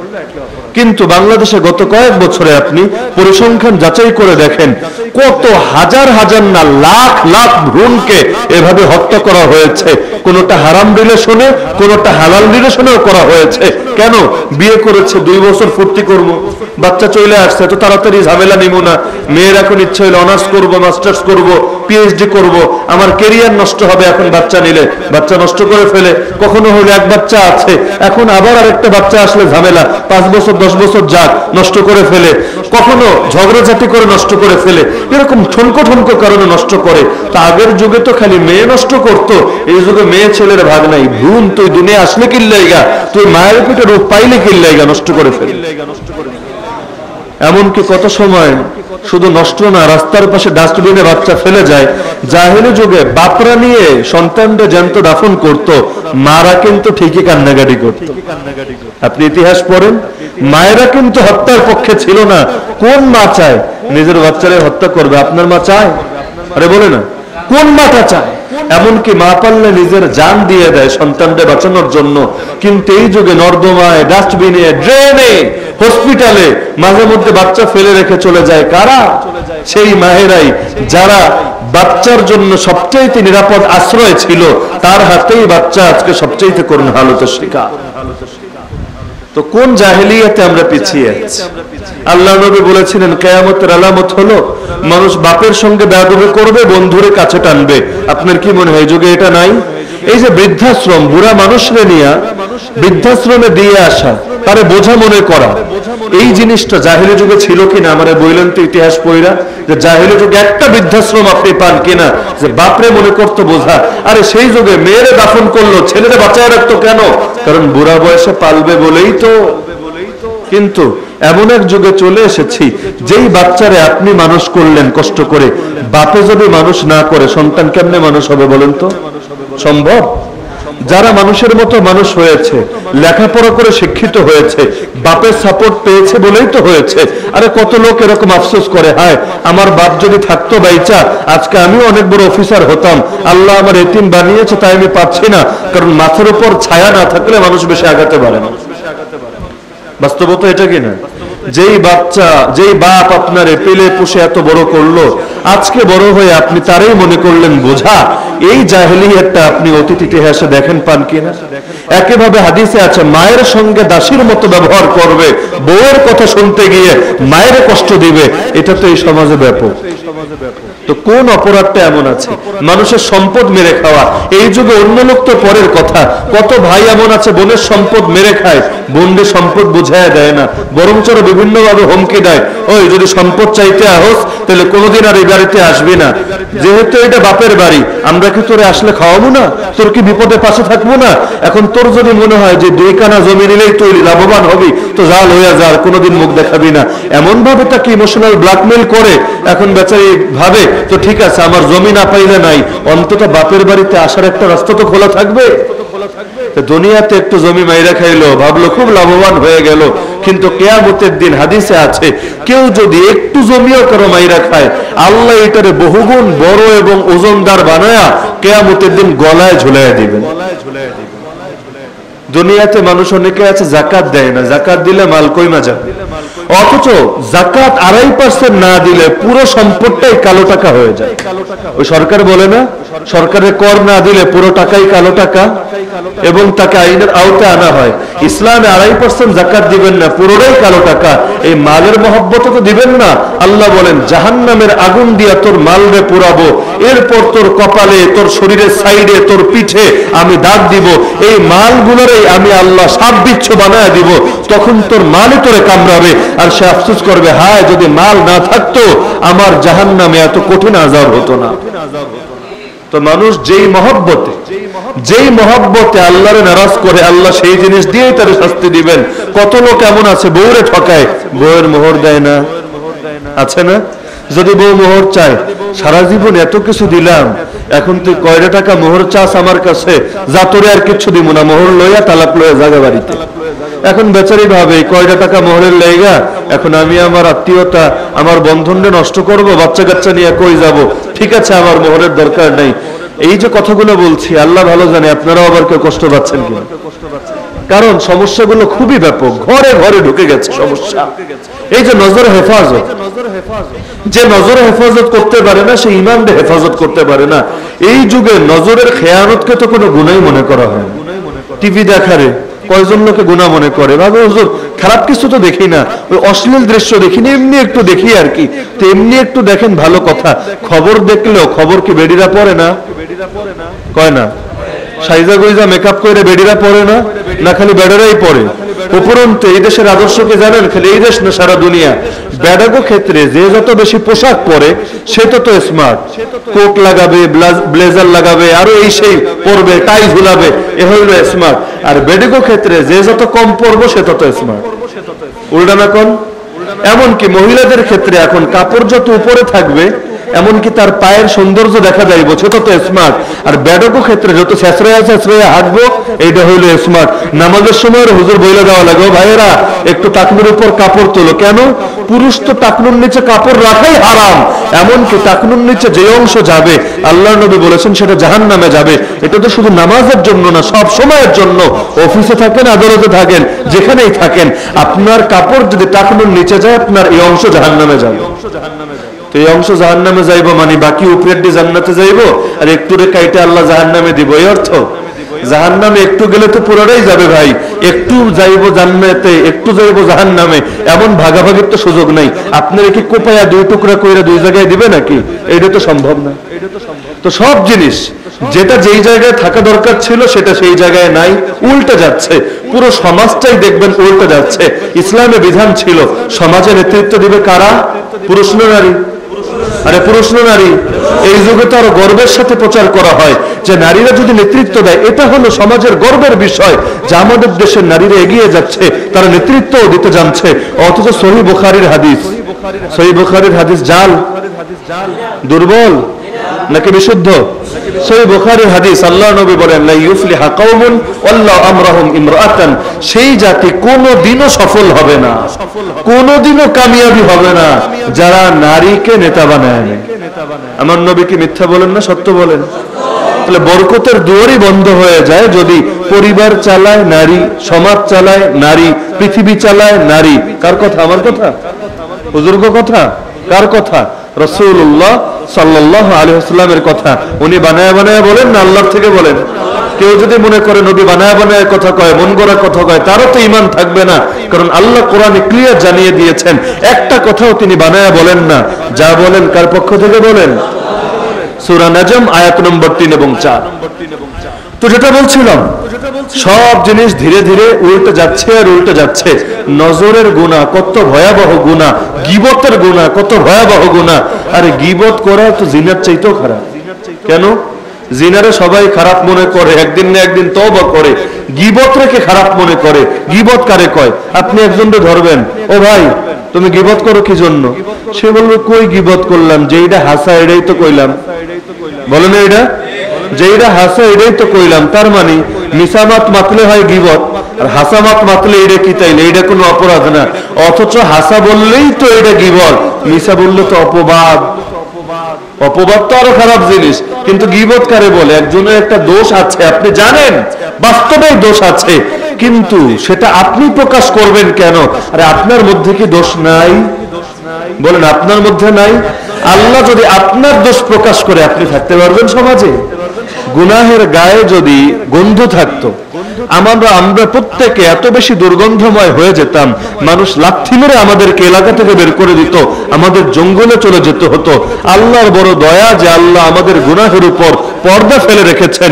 তো এখন আপনি আরেকজনের গুনাহ নিয়ে টানাটানি করেন, কিয়ামতের দিন আল্লাহ যদি আপনার গুনাহ নিয়ে একটা টান মারে, জাহান্নাম ছাড়া তো আর কোনো উপায় থাকবে না। হাদিসের মধ্যে আছে, কেউ যদি তার মুসলমান ভাইয়ের দোষ প্রকাশ করে তাকে অপমানিত করে, আল্লাহ তারে অপমানিত করে ছাড়বেনই। এমনকি সে যদি ঘরের কোনায় লুকায় থাকে, সেখানেও আল্লাহ তারে অপমান করবেন। আর কিয়ামতের ময়দানে গোটা সৃষ্টিজীবের সামনে অপমান তো আছেই। আজকে এক চায়ের দোকানে 5 জন লোকের সামনে তারে আপনি খাটো করছেন, তার মর্যাদা নষ্ট করছেন। কিয়ামতের দিন কোটি কোটি কোটি মানুষের সামনে আল্লাহ আপনার চেহারা খুলে দিবেন, আল্লাহ আপনার পাপ প্রকাশ করে দিবেন। দুনিয়ার সবাই তখন আপনার থুতু দিবে। আপনার পরিণতি কি হবে? তো গীবতের গুনাহ বলেন, চোখের গুনাহ বলেন, গুনাহগুলো এমন, এক একটা গুনাহ এক একটা সাপের মতো। একটা সাপের কামড়ে মানুষকে ধ্বংস করার জন্য যথেষ্ট। কবিরা গুনাহ, প্রতিটা কবিরা গুনাহ এক একটা সাপ। একটা কবিরা গুনাহ আপনার জাহান্নামে নেওয়ার জন্য যথেষ্ট, যদি তওবা না করেন, যদি আল্লাহ ক্ষমা না করে। জাস্ট একটা, দুইটা লাগবে না, একটা কবিরা গুনাহ। মিথ্যা বলা, এটা কি সগীরা গুনাহ না কবিরা গুনাহ? গীবত করা সগীরা না কবিরা? হিংসা করা সগীরা না কবিরা? জিনা করা সগীরা না কবিরা? জিনা খেলে লজ্জাস্থান দিয়ে হয় না, চোখ দিয়েও জিনা হয়। আমার নবী বলেছেন, চোখের জিনা হইল দেখা, কানের জিনা হইল শোনা, জবানের জিনা হইল বলা, হাতের জিনা হইল ধরা, পায়ের জিনা হলো সেদিকে চলা, লজ্জাস্থানের জিনা হলো সেই চূড়ান্ত ভাবে সেটাকে বাস্তবায়িত করা। কেউ যদি চোখের জিনা না করে, তার লজ্জাস্থানেরও জিনা হবে না। কারণ লজ্জাস্থানের কাজ আসে পরে, চোখের কাজ আসে আগে। আগে চোখ দেখে, পছন্দ করে, ভালোবাসে, তারপর লজ্জাস্থান সেই ব্যাপারে আগ্রহী হয়। যে প্রথম দরজাই বন্ধ করে দেয়, রাতে ঘুমানোর সময় ভালো করে গেট টেট লাগায় নেয়, ওর বাড়িতে চোর ঢুকতেই পারে না, আর সব লাগায়া খালি নিজের ঘরের দরজাটারে বন্ধ করে শোবেন, রিস্ক আছে। চোর ওই পর্যন্ত যদি আয়া পড়ে, এইটারে ভাঙতেও বেশি টাইম লাগবে না। তো যে নজরে হেফাজত করে না, সে লজ্জাস্থানও বাঁচাতে পারে না। কেউ যদি কসম খেয়েও আপনারে বলে, হুজুর লজ্জাস্থানের হেফাজত আমি ঠিকই করি, চোখ দিয়ে পর্নোগ্রাফি দেখি তো কি হয়েছে, খারাপ দৃশ্য দেখি তো কি হয়েছে, আমার লজ্জাস্থান সেভ আছে, আপনি লিখে রাখেন ও একটা আস্ত মিথ্যাবাদী। এটা সম্ভবই না। দেখেন, আল্লাহ তাআলা অন্যান্য গুনাহের ব্যাপারে বলেছেন, এটা করবা না, এটা করবা না, চুরি করবা না, ডাকাতি করবা না, মিথ্যা বলবা না, গীবত করবা না। জিনার ব্যাপারে আল্লাহ এটা বলে নাই, জিনা কইরো না। আল্লাহ বলেছেন লা তাকরাবুজ জিনা, জিনার ধারে কাছেও যায়ও না। অন্য গুনার ব্যাপারে তো ধারে কাছে যাওয়ার কথা বললো না, এইখানে স্পেশাল কইরা ধারে কাছে যায়ও না। তার মানে ধারে যাওয়া পাপ, ধারে যাওয়া নিষেধ। কেন আল্লাহ আলাদা করে বললেন, কি জন্য? তার মানে যে জিনার ধারে কাছেও যায়, ও আর ঈমান নিয়ে ফিরতে পারে না। কারণ আল্লাহ নবী স্পষ্ট হাদিসে জানিয়েছেন, একজন জিনাকারী যখন জিনা করে, তার ভেতরে ঈমান থাকে না। ঈমান ভেতর থেকে বের হয়ে মাথার উপরে অবস্থান করে। কারণ ঈমান অত্যন্ত দামি জিনিস, তার লজ্জা লাগে যে বান্দা এরকম একটা কুকর্ম করছে। নাউযুবিল্লাহি মিন যালিক। তো কেউ জিনা থেকে বাঁচতে চাইলে তরিকা একটা, চোখ বাঁচাও, চোখ বাঁচাও বান্দা, তুমি এই জামানায় আল্লাহর ওলি হয়ে যাও। আর চোখ যদি কেউ না বাঁচায়, তার পক্ষে কোনো কিছুই বাঁচানো সম্ভব না। এখন হবে কি, চোখ দিয়ে দেখেছেন একবার, কয়বার? একবার। দিলের মধ্যে ছবি গেঁথে গেছে, এখন সপ্তাহকে সপ্তাহ পার হয়ে যায়, মাসকে মাস পার হয়ে যায়, দিলের মধ্যে যেই কয়বার সেই ছবি ভেসে ওঠে, আপনার কিন্তু কবিরা গুনাহ হচ্ছে আর হচ্ছে। অনেক সময় নামাজে দাঁড়ালেও খারাপ চিন্তা আসে মানুষের। আগে কখনো দেখেছে চোখ দিয়ে? একবার দেখেছে, দুইবার না, জাস্ট একবার। কিন্তু এই যে দিলে যেই কয়বার কল্পনা করবে, প্রত্যেকবার দিলের জিনার গুনাহ হবে। আপনি কি মনে করেছেন আল্লাহ জিনার গুনাহ দিয়ে ধরবে না আপনারে? সহিহ মুসলিমের হাদিসে আছে, 3 শ্রেণীর মানুষ এমন, কিয়ামতের দিন আল্লাহ এদের সঙ্গে কথাও বলবেন না, এদের চেহারার দিকে তাকাবেনও না, এদেরকে পবিত্রও করবেন না। এর মধ্যে 1 নম্বর শ্রেণী হলো শাইখুজ জানি, এমন বৃদ্ধ লোক যে জিনা করে। মুহাদ্দিসরা পেরেশান, বৃদ্ধ লোক আবার জিনা করবে কেমনে? বৃদ্ধ তো তারই বলে যার শারীরিক শক্তি দুর্বল হয়ে এসেছে, সে আবার জিনা করে কেমনে? আর যে জিনা করে তারে আবার বুড়া বলে কেমনে? তার শরীরে বুড়া হলেও বাহ্যিকভাবে বুড়া দেখা গেল, আসলে তো সে বুড়া না। প্রকৃত বুড়াকে, যার শরীর একেবারে নিস্তেজ হয়ে এসেছে, দুর্বল হয়ে এসেছে, তারই তো বুড়া বলে। এখন নবী বললেন, সবচাইতে বড় পাপী যে বুড়াই জিনা করে। কেমনে সম্ভব? আল্লাহ তার দিকে তাকাবেন না। তারা ব্যাখ্যা লিখেছেন, আরে জিনা মানে তো তোমরা যেটা বুঝো এতেই সীমাবদ্ধ না। সে হয়তো লজ্জাস্থানে জিনা করতে পারে না, ঠিক আছে, চোখ দিয়ে তো করে, দিল দিয়ে তো করে। শরীর বুড়া হয়, দিল কিন্তু বুড়া হয় না, জানেন এটা? শরীর বুড়া হয়, দিল বুড়া হয়। দিল বুড়া হয় না, দিল আরো জোয়ান হয়। আমার নবী বলেছেন মানুষ বৃদ্ধ হয় তার মধ্যে দুইটা জিনিস আরো জোয়ান হয়। কে বলেছেন? নবী সাল্লাল্লাহু আলাইহি ওয়াসাল্লাম। এক নম্বর হইল লোভ, এক নম্বর লোভ, সেটা মালের লোভ হোক, নারীর লোভ হোক, যে কোনো লোভ। আর দুই নম্বর হলো তুলুল আমাল, লম্বা জীবনের আশা, দীর্ঘ জীবনের আশা। আপনি খেয়াল করলে দেখবেন অনেক লোক এমন আছে যুবক অবস্থায় শাহাদাতের তামান্না নিয়ে ঘুরে বেড়ায়, বয়স দিনকে দিন বাড়ে, তার তামান্নাও নেতিয়ে পড়ে, এখন মরণের নাম শুনলেও ভয় আসে, সে শুধু বাঁচতে চায় আর বাঁচতে চায়, আল্লাহর কাছে জলদি জলদি যেতে চায় না। সে একটাবার চিন্তা করে না আমার জন্য জান্নাত রেডি হয়ে আছে। আরে প্রকৃত মুমিনের মরতে দেরি হয়, আল্লাহর প্রতিদান দিতে দেরি হয় না, কিন্তু আর আল্লাহর কাছে যাইতে মন চায় না, ফিতনার দুনিয়ায় পড়ে থাকতে ভাল লাগে। অথচ আমারে বলেন তো দুনিয়াটা সুখের না আখিরাত সুখের? দুনিয়ায় কোনো সুখ আছে মুমিনের জন্য? কিসের সুখ? আপনি আজকে হকের উপর চলেন, হালাল হারাম মাইনা চলেন, আপনি দেখবেন দুনিয়ায় কোনো সুখ নেই। আল্লাহ নবী তার এমনি বলে নাই দুনিয়া মুমিনের জন্য জেলখানা। জেলখানায় খালি মামুনুল হক সাহেবরা থাকে না, আরে জেলখানায় প্রতিটা মুমিন থাকে। যেই মুমিনরা পরিপূর্ণ ইসলাম মাইনা চলতে চায়, দুনিয়াটা হেগোলাইগা জেলখানাই হয়ে যায়। কাফেরের লেগে গেল সুখ আর সুখ, ওর হালাল হারামের ভাগ নাই। যেমনে পারো কামাও, যেমনে পারো খাও, যেমনে পারো ভোগ করো, লাইফটার এনজয় করো। কিন্তু মুমিনের তো খালি বাধা আর বাধা আর বাধা। কেউ যদি জাহান্নামে যেতে চায় কিচ্ছু করে লাগবে না, খালি মন চাহে জীবন যাপন করবে, ডাইরেক্ট জাহান্নামে গিয়ে পড়বে। মনে করেন জাহান্নামে যাইতে গেলে কষ্ট করে লাগবে? কিচ্ছু না, মনে যা বলে তা করবেন, লাগামটা খালি নফসের হাতে তুইলা দিবেন, নফস এক দৌড়ে আপনার নিয়ে জাহান্নামে ফেলবে। জান্নাতে যাইতে কত কষ্ট একটাবার চিন্তা করেন। শীতকালে ফজর নামাজ পড়তে কষ্ট লাগে না? আরে লাগে কিনা?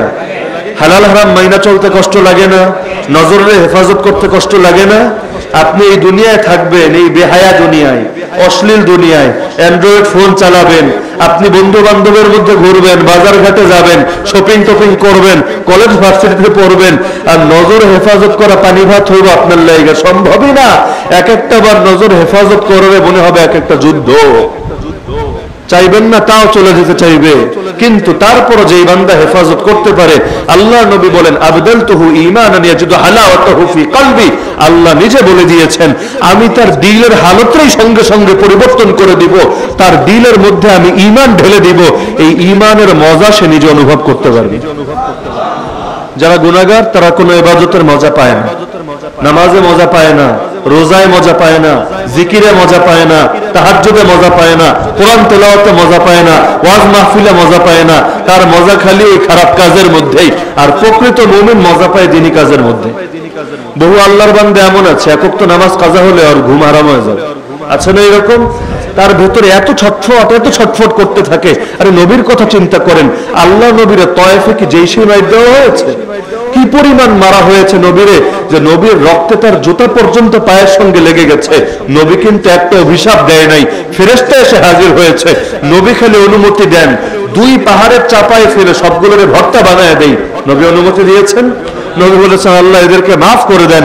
হতে তো পারে ওদের পরবর্তী প্রজন্ম হেদায়েত গ্রহণ করে নিবে, ওরা বুঝে না, ওরা জানে না, কিন্তু হতে তো পারে সামনের প্রজন্ম বুঝবে, আল্লাহ মাফ করেন। কিন্তু আরেক যুদ্ধে আমার নবীকে এত ভয়াবহ পরিস্থিতিতে ফেলা হলো, নবীর 4 ওয়াক্ত নামাজ কাজা হয়ে গেল। এত তীব্র যুদ্ধ, মানে 2 মিনিট ফ্রি হয়ে নামাজ আদায় করবেন সেই সুযোগ ছিল না। আচ্ছা আমারে বলেন তো, যুদ্ধের কারণে যদি নামাজ কাজা হয়, জিহাদ এত কঠিন যে নামাজ পড়ার সুযোগই পাচ্ছেন না, এ কারণে কাজা হয়েছে, গুনাহ হবে? আরে গুনাহ হবে। কারণ আল্লাহ বলেছেন আল্লাহ সাধ্যের বাইরে বোঝা চাপায়া দেন না। যেমন মহিলাদের মাসিক হয়, মাসিকের সময় যে নামাজগুলো ছুটে যায়, ইসলাম বলেছে নামাজ কাজাও করা লাগবে না, মাফ। কেন? কারণ প্রতি মাসে হবে তোমার 3 দিন, 5 দিন, 7 দিন, 10 দিন, 8 দিন, বিভিন্ন টাইম হতে পারে, সর্বনিম্ন 3 দিন, সর্বোচ্চ 10 দিন। তো এখন প্রতি মাসে যদি ডেইলি আবার 5 ওয়াক্ত করে এভাবে যদি তোমার কাজা করতে হয়, নারীর কষ্ট হবে। তো ইসলাম এই ক্ষেত্রেও কষ্টরে মাফ করে দিয়েছে, ঠিক আছে তোমার কষ্টের দরকার নেই, মাফ লাগবে না। এক লোক ইশারায় নামাজ পড়তে পারে না, এতটা মাজুর হয়ে পড়ে গেছে, হসপিটালে পড়ে আছে, ইসলাম কি তারে নামাজের জন্য পাকড়াও করবে? সর্বনিম্ন হলো ইশারা, দাঁড়ায় পড়লে দাঁড়ায়, বৈশা পড়লে বৈশা, সর্বনিম্ন ইশারা। যে এতই মাজুর ইশারাও পড়তে পারে না, সে যতক্ষণ স্বাভাবিক না হবে ইসলাম তারে চাপ দিবে। ছোট বাচ্চা যতদিন সে বালেগ হয় নাই, তো নামাজের জন্য ইসলাম তারে পাকড়াও করবে। পাগল, সারা জীবনে একক তো নামাজ পড়ে নাই, আল্লাহ কিয়ামতের দিন তারে ধরবে। কারণ আমার আল্লাহ সাধ্যের বাইরে বোঝা চাপায়া দেন না। মহিলারা মাসিক চলাকালীন রোজা কাজা হলে রোজা আদায় করতে হয় কাজা, নামাজ লাগে না। কেন? কারণ রোজা পুরো বছরে মাত্র 1 মাস, 1 মাসেও তার ডেইলি তো আর মাসিক চলবে না, 3 দিন 5 দিন 7 দিন, ওই 1 বছর বৈশা 3 দিন 5 দিন কাজা করে, এটা কোনো ব্যাপার না, এটা মহিলার জন্য কষ্ট হবে না। কিন্তু নামাজ কাজা করতে বললে কষ্ট হতো, ছাড় দিয়ে দিয়েছে। সেখানে নবী জিহাদ চলাকালীন এতটা অপরাধ ছিলেন, পারেন নাই করতে। এখানে নবীর কোনো দোষ আছে? আল্লাহ তাকে কোনো গুণে দিবেন? তারপরও নবী এত কষ্ট পেলেন, এত দুঃখ পেলেন, নবী সঙ্গে সঙ্গে বদদোয়া করলেন। চিন্তা করেন, তয়েফে এত মাইর খেয়েও যে নবী বদদোয়া করে না, সেই নবী বদদোয়া করলেন, আল্লাহুম্মা আমলা বুতুনাহুম ওয়া কুবুরহুম নারা, হে আল্লাহ ওদের পেটগুলোকে আর ওদের কবরগুলোকে তুমি আগুন দিয়ে ভরে দাও। আল্লাহ নবী যদি কাউরে বদদোয়া দেয়, সে আর হেদায়েত পাবে? নবীর দোয়া আল্লাহ জীবনে ফিরিয়ে দিবেন? তার মানে ওদের তো হেদায়েতের দরজাই বন্ধ হয়ে যাচ্ছে। কত বড় বদদোয়া! আমার বদদোয়া নবীর বদদোয়া তো এক হবে না। কি এক হবে নাকি? যে আল্লাহর যত কাছের, তার দোয়ায় তত বেশি পাওয়া। নবীর চাইতে আল্লাহর কাছে আর কে আছে? তো সেই নবী বদদোয়া করলেন কেন? তার নামাজটা শুধু টাইমে আদায় করতে দেয় নাই, বেটাইমে। গুনাহ হয়েছে এমনও না, তাও নবী এত আঘাত পেয়েছেন, বদদোয়া করেছেন। অথচ আমি আপনি বহু লোক এমনি নামাজ কাজা করে দিই। বহু ব্যবসায়ী এমন আছে, ঈদের মৌসুমে ব্যবসায় চাপ বাইরে গেলে বাসায় এসে রাত 12টার সময় 3 ওয়াক্ত এক লগে পড়ে। আছে না? আসর পরে না, মাগরিব পরে না, আর ব্যবসা কইমা যাইব, দোকানে কাস্টমারকে সামলাইব। এখন সে 5 মিনিট 10 মিনিট ফ্রি করে না, সে লাভ করে উল্টায় ফেলবে। অথচ একটাবার চিন্তা করে না, আল্লাহরে নারাজ করে কেউ কোনোদিন লাভবান হতে পারে না। দেশের সরকার যদি আপনার উপর খেপা যায়, আপনি কি ব্যবসা কইরা চাকরি কইরা খুব আগাইতে পারবেন? এমন এমন জায়গায় আপনারা মায়ের দিব, 1 বছর বয়ে যা কামাইছেন মুহূর্তের মধ্যেই শেষ। 2-4টে মামলা ঝুলাই দিব আপনার কাঁধের উপর, এখন এই মামলা নিয়ে দৌড়াইতে দৌড়াইতে আপনার জিন্দগি শেষ। হয় না এরকম? আরে হয় কিনা? প্রতিটা সরকার যে তারা যখন ক্ষমতায় আসে, বিরোধী দলের উপর ক্ষোভ ঝাড়ে না? 5 বছর 10 বছর 15 বছর 20 বছর জাম করে জ্বালাইছ, যা এখন তোর এমন কিছু দিলাম, একটা সুইচ দিয়ে দিল, এখন তুই 5 বছর এমনি খালি নাচবি, নাচনের উপরই থাকবি। তো দুনিয়া সরকার নারাজ হলেই যদি দুনিয়ার এত কঠিন হয়ে যায়, আল্লাহ নারাজ হলে আপনার দুনিয়া কি হবে? যারা সুদখোর, ওরা তো ভাবে সুদে অনেক লাভ, আর লাভ করে উল্টা ফেলবো। কোরআনে সূরা বাকারা আল্লাহ বলেন, যদি সুদ ছাইরা দাও তো ঠিক আছে, আমি আল্লাহ আগের গুনাহ মাফ করে দিব। কিন্তু যদি তুমি সুদের উপর অবিচল থাকো, আমি আল্লাহ বলে দিলাম, ফাযানু বিহারবিম মিনাল্লাহি ওয়া রাসূলিহি, আল্লাহ এবং তার রাসূলের পক্ষ থেকে যুদ্ধের ঘোষণা শুনে নাও। যুদ্ধ করবে তোর সাথে, নবী যুদ্ধ করবে তোর সাথে। এখন তুই কত কামাবি, পারলে কামা, আমি আল্লাহর লগে যুদ্ধ করে তুই কেমন লাভবান হস আমি দেখে নিব। সুদের সর্বনিম্ন গুনাহ শুনেন নাই? নিজের আপন মায়ের সঙ্গে জিনা করলে যে গুনাহ, সুদের সর্বনিম্ন, সর্বোচ্চ না, সর্বনিম্ন গুনাহ হলে এর চাইতে জঘন্য। নাউযুবিল্লাহ বলেন না? তো সুদে মানুষ ভাবে লাভ আর লাভ আর লাভ। এখন এই গণতান্ত্রিক পুঁজিবাদী দেশগুলো চলেই তো সুদ দিয়া। এই ব্যাংক চলে কি দিয়া? আরে বলো না, ব্যাংকিং খাত চলে কি দিয়া? সুদ দিয়া। তো এই পুঁজিবাদ টিকেই থাকে 2 জিনিসের উপর, এক হলো শেয়ার মার্কেট, আর এক হলো এই ব্যাংক। শেয়ার মার্কেট আর ব্যাংকে হলো পুঁজিবাদের মূল চালিকা শক্তি, আর উভয় জায়গায় কি হয়? সুদ হয় না? আরে হয় কি না? তার মানে পুঁজিবাদের মূল চালিকা শক্তি হইল সুদ। এই বাংলাদেশ বলেন আর দুনিয়ার বড় বড় রাষ্ট্রগুলো বলেন, ইসলামী অর্থনীতি তো কারো ভালো লাগে না, সবাই নিয়েছে পুঁজিবাদ, সুদ ভিত্তিক অর্থনীতি। এই শেয়ার বাজারে সুদ লেনদেন হয় না, ব্যাংকে সুদ লেনদেন হয় না। এই দেশগুলো ভেবেছে এভাবে সুদ খায়া, সুদ দিয়া আমরা উন্নয়ন কইরা ভাষায় ফেলবো। অথচ একটাবার চিন্তা করে না, যুদ্ধের ঘোষণা আসমান থেকে আয়া পড়ছে, আল্লাহ যুদ্ধে নেমে গেছেন। এখন তুই কেমনে উন্নতি হবি বান্দা? আরে তুই ফ্রিতে সার দিবি, ফ্রিতে কৃষকরা বীজ দিবি, আমি আল্লাহ বৃষ্টি বন্ধ করে দিব, কেমনে ফসল ফলা দেখ। তুই রোডঘাট কইরা দেশকে উন্নত বানায় দিবি, আমি আল্লাহ করোনা ভাইরাস পাঠায় দিব, ডেঙ্গু পাঠায় দিব, ম্যালেরিয়া পাঠায় দিব, তোর রোডঘাট তুই এখন ওষুধ বানায় খা। তো দুনিয়ায় উন্নয়ন হয় না, আসমান থেকে উন্নয়ন আসে। আল্লাহ যদি উপরে আর নিচ বন্ধ করে দেন, উন্নয়নে কাম হবে? বড় বড় বিজ্ঞানী দিয়া জমিনে ফসল ফেলবেন, আল্লাহ এক বন্যা দিয়া মুহূর্তের মধ্যে সব শেষ করবেন। কয়েকদিন আগে বন্যা হয়নি? হঠাৎ করে এত কিছু বাইরে গেল কে? বন্যা হয়, আগুন লাগে, ভূমিকম্প, এই সেই আযাব আর আযাব আর আযাব। তাও বান্দারা সচেতন হয় না, একটাবার চিন্তা করে না সবকিছুর চাবিকাঠি তো একজনের হাতে। তিনি কে? যিনি নিয়ামত দিতে পারেন, তিনি গজবও দিতে পারেন। যিনি গজব দিতে পারেন একমাত্র তিনি গজব ঠেকাতে পারেন। তিনি কে বাদ দিয়ে দুনিয়ার কোন শক্তি দিয়ে গজব ঠেকানো সম্ভব না, ডায়লগ মারা সম্ভব। আমরা করোনার চাইতেও বেশি শক্তিশালী, ওইটা মুখ পর্যন্তই। কর্মক্ষেত্রে আইসা এটার কোনো ফলাফল দেখানো সম্ভব না। আযাব দেন যিনি, আযাব নিতেও পারেন তিনি, ঠেকাতেও পারেন তিনি। তো এই যে আল্লাহ তাআলা দিচ্ছেন, এগুলো তো আসল আযাব না। আসল আযাব তো শুরু হবে চোখ বন্ধ হওয়ার পর। আল্লাহ হালকা হালকা ট্রায়াল দেখাচ্ছেন আপনাকে, বান্দা তাও সচেতন হ, সময় আছে, এখনো ফিরে আয়। ছোটটা দিলাম, সামনে কিন্তু বড়টা দিব। ওয়ালা নুযীকান্নাহুম মিনাল আযাবিল আদনা দুনাল আযাবিল আকবার লাআল্লাহুম ইয়ারজিউন। আরে বাপে সন্তানদের প্রথমে ধমকায়া ফেরানোর চেষ্টা করে, সবার আগেই গায়ে হাত তুলে না, ছোটটা দিয়ে বোঝানোর চেষ্টা করে। ছোটটায় কাম হলে বড়টা লাগে না, আমার আল্লাহ ছোটটা দিয়ে ফেরানোর চেষ্টা করেন। কাম না হলে বড়টা দেন, এমন দেওয়া দেন, তখন আর কারো বাঁচার কোনো পথ থাকে না। এই কারণে আল্লাহ রাসূল সাল্লাল্লাহু আলাইহি ওয়াসাল্লামকে জীবনের আদর্শ বানায় নেন সব ক্ষেত্রে। আপনার ব্যক্তি জীবন থেকে শুরু করেন, আপনার নজরে নবীর নজরের মতো বানান, আপনার কাণ্ডে নবীর কানের মতো বানান, জবানে নবীর জবানের মতো বানান, দিলরে নবীর দিলের মতো বানান। ইনশাআল্লাহ দুনিয়ার মধ্যে বরকত আর বরকত পেয়ে যাবেন। হানজালা রাদিয়াল্লাহু আনহু ঘটনা সবাই জানেন। নাফাকা হানজালা বলে রাস্তায় বের হয়ে গেল। হানজালা তো মুনাফিক হয়ে গেছে। কেন? নবীর সামনে থাকলে দিলের যে হালত থাকে, বউ বাচ্চার সামনে আসলে তো সেই হালত থাকে না। তো যার হালত দুইটা, দিল এক এক সময় এক এক রকম হয়ে যায়, এরাই তো কয় মুনাফিক। তো নবীর সামনে একরকম, ঘরে একরকম, আমি তো মুনাফিক হয়ে গেছি। রাস্তায় বের হয়ে গেছেন পেরেশানিতে। আবু বকর রাদিয়াল্লাহু আনহুর সঙ্গে দেখা, জিজ্ঞেস করলো, এর হানজালা কি কও? হানজালা মুনাফিক হয়ে গেছে মানি? বলে দেখেন না, নবীর সামনে একরকম হালত, ঘরে আসলে আর একরকম হালত। নবীর কাছে গেলে খালি আখিরাতের কথাই মনে আসে, আর ঘরে আসলে তখন দুনিয়ার বিভিন্ন চিত্র মনে আসে। এই যে আমার দিলে দুই হালত, আমি তো মুনাফিক। এখন আবু বকরও পেরেশান। আবু বকর বলে, হায় আমিও তো মুনাফিক। চলে গেলেন নবীর কাছে, নবী সমাধান দেন, মুনাফিক তো হয়ে গেলাম, কাফেরের চাইতেও তো মুনাফিকের জাহান্নাম আরো কঠিন। নবী কেমনে বাঁচবো পরামর্শ দেন। নবী বলেন, সমস্যা কি? খুলে বললেন সমস্যা। নবী বললেন, দেখো আমার কাছে থাকতে দিলের যে হালত থাকে, প্রতি মুহূর্তে যদি এই হালত থাকতো, আসমানের ফেরেশতা জমিনে নেমে এসে তোমাদের সঙ্গে মুসাফা করত। ওয়াইজ আল কারানি নাম শুনেন নাই? বাঙালি কা ওয়াইজ কুরুনিয়ান, শুদ্ধ নাম হলো উওয়াইস আল কারানি। সেই উওয়াইস আল কারানির ঘটনা তো সহিহ মুসলিমে আছে। নবী ওমর রাদিয়াল্লাহু আনহুর মতো সাহাবীরা বলেছেন, তারে দেখলে জামাটা দিবা আর তারে বলবা তোমার জন্য ক্ষমা চাইতে।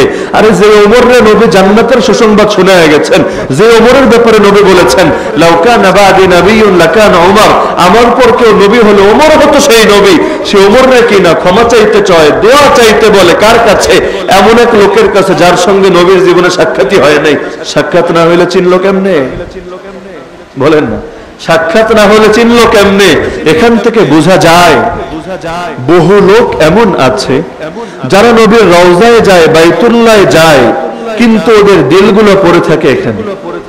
আবার বহু লোক এমন আছে জীবনে হয়তো গরিব হওয়ার কারণে যাওয়ার তৌফিক হয় নাই রওজায়, কিন্তু দিলগুলো নিয়মিত সাক্ষাৎ হয় নবীজির সঙ্গে। আপনি এখানে বসে একবার নবীর শানে দুরূদ পড়বেন, আমার আল্লাহর আলাদা ফেরেশতার বাহিনী আছে, তারা সালামটা গিয়ে নবীর কাছে পৌঁছে দিবে। এখন যে সর্বদা নবীর শানে দুরূদ পড়ে আর পড়ে আর পড়ে, আর নবীর সামনে বারবার তার নামটা আসে, হে নবী আপনার অমুক বান্দা জাউয়া ইউনিয়নের জালিয়া বাজারে বৈশা নিয়মিত আপনার সামনে দুরূদ পড়ে, সকালেও আপনার তার নাম, বিকালেও তার নাম, রাইতেও তার নাম। তো নবীর ভেতরে ভালো লাগবে না? নবীর দিলটা তার ব্যাপারে খুশি হবে না? চিন্তা এটা আসবে কিনা, সে আমাকে ভুলছে না দুনিয়ায়, কাল কিয়ামতে আল্লাহ যখন আমাকে শক্তি দিবেন হাউজে কাউসারের পানি পান করার, বান্দার জন্য সুপারিশ করার, ইনশাআল্লাহ আমিও তারে বলবো না? মহব্বত কেটে নেয়। আপনি আমার সবসময় মহব্বত করেন, একবারে সালাম দেন, হাদিয়া দেন, সবসময় কথাবার্তা বলেন, আমি কিন্তু বেশি দিন আপনার ব্যাপারে কঠোর থাকতে পারবো না। বাংলায় বলে এক হাতে তালি বাজে না, তালি দুই হাত দিয়ে বাজাইতে হয়। এ কারণে ইসলামও বলেছে যে ঝগড়া মিটানোর ব্যাপারে যে আগ্রহী হয় আল্লাহ তাআলা তারে সবচেয়ে বেশি সওয়াব দেন। নবী বলেন লাইসাল ওয়াসিলু বিল মুকাফি, হাদিসে যে বলা আছে সম্পর্ক রক্ষা করা ফরজ, যে সম্পর্ক রক্ষা করে আল্লাহ তারে রক্ষা করেন, যে সম্পর্ক নষ্ট করে আল্লাহ তারে নষ্ট করেন। সম্পর্ক রক্ষা ফরজ। নবী বলেন সম্পর্ক রক্ষাকারী তারে বলে না যে সমান সমান করে। তার মানে যে আমার লগে সম্পর্ক রাখে আমি আর লগে সম্পর্ক রাখবো, যে আমার লগে সম্পর্ক ছিন্ন করে আমি আর লগে সম্পর্ক ছিন্ন করব। নবী বলে এই লোককে সম্পর্ক রেখেছে বলা যায় না, সম্পর্ক রেখেছে তার ব্যাপারে বলা যায়। যে সম্পর্ক রাখতে চায় তার লগে তো রাখেই, যে রাখতে চায় না তার লগেও রাখে। অনেক সময় আছে না আত্মীয় স্বজন ভেজাল করে, তারপরে যতই ভেজাল করুক সে আকবেরা নিজের জায়গা থেকে ঠিক থাকে। আকবেরা সালাম দেয়, কথা বলতে না চাক সালাম দিলে হক আদায়। 3 দিন কথা না বললে কবিরা গুনাহ না? আরে কবিরা গুনাহ কিনা? এমনকি একটা কুফরি কাজ। এখন 3 দিন পার হয়ে যাচ্ছে, ও বলে না আপনি করবেন কি? কথা বলতে চাইলেও সাড়া দেয় না, করবেন কি? আপনি খালি সালাম দিবেন, হক আদায় হয়ে যাবে। সালামের জবাব না দিলে ও ফাঁসবে, ওর কবিরা গুনাহ হবে। আপনি সালাম দিলে আল্লাহ আপনার গুনাহ দিবে না। তো সর্বনিম্ন হক আদায়ের পন্থা তো খোলা আছে। তো এভাবে যারা সম্পর্ক রাখে, নবীজি বলেছেন আসল সম্পর্ক রক্ষাকারী তো তারা। এখন উভয়ই যদি ঘাড়তেরামি করে সম্পর্ক কেমনে শুধরাবে? এই যে বাংলাদেশ ইসলামের দলগুলোর মধ্যে অথবা ইসলামিক ব্যক্তিত্বদের মধ্যে যত মারপিট, যত ভুল বোঝাবুঝি, যত গালাগালি, যত ফতোয়াবাজি চলে, স্টেজে বসে মাইক পাইলে অনেকের লাগাম থাকে, ইচ্ছা মতো আরেকজনের পচায়, হয় না? আরে হয় কি না? এখন এটা সমাধান কি? সমাধান হইলে সবারই তো যুক্তি আছে ভাই। আপনি আমার লগে ঝগড়া লাগাইছেন, যুক্তি আপনার নাই? আমিও ঝগড়া করছি, যুক্তি আমার নাই? যুক্তি সবার আছে।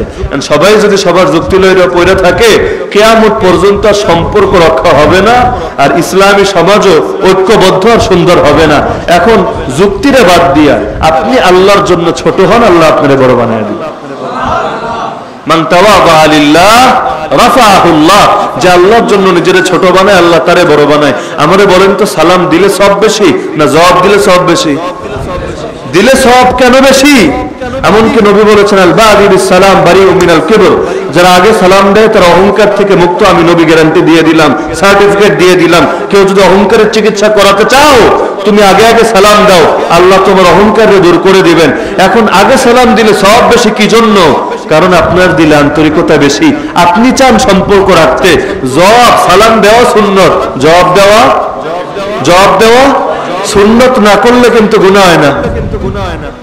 সালাম আপনি আকবেরে কাউরে দিলেন না, গুনাহ হবে? সওয়াবও হবে না, গুনাহ হবে না।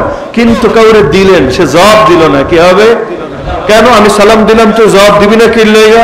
শোনার পর তার মানে ভাব বেড়ে গেছে, অহংকার বেড়ে গেছে, হিংসা বেড়ে গেছে। অহংকার যার ভেতরে থাকে সগীরা গুনাহ না কবিরা গুনাহ? এমন কবিরা গুনাহ, ইবলিস জান্নাত থেকে বের হলো কোন গুনার কারণে বলেন? চুরি, ডাকাতি, ধর্ষণ। কি গুনাহ? কি গুনাহ? আমি আপনি বহু লোক এমন আছে জীবনে একটাবার তওবা করি না অহংকারের গুনাহ থেকে। কত গুনাহ থেকেই তো তওবা করি না? আল্লাহ মাল মাইরা খাইছি মাফ করে দাও, সুদ ঘুষ খাইছি মাফ করে দাও, গীবত করছি মাফ করে দাও। কয়জন আমারে বলতে পারবেন হুজুর আমি এই দোয়া করছি, আল্লাহ আমার তো অহংকারের গুনাহ হয়ে যায়, আমার অহংকারের গুনাহ মাফ করে দাও। জীবনে একটাবারও হয়তো তওবা করি নাই। এই অবস্থায় যদি মরেন পরিণতি কি হবে? দিলের মধ্যে অহংকার নিয়ে মরলে জান্নাত কেমনে পাবেন? অহংকারের গুনাহ সবচাইতে ভয়াবহ গুনাহ। এই গুনার ব্যাপারে আমরা সবচাইতে গাফেল। এই যে জিনা, জিনার চাইতেও গীবতের খারাপ বলা হয়েছে। এর একটা কারণ হলো গীবত করে অহংকারের কারণে। কিসের কারণে?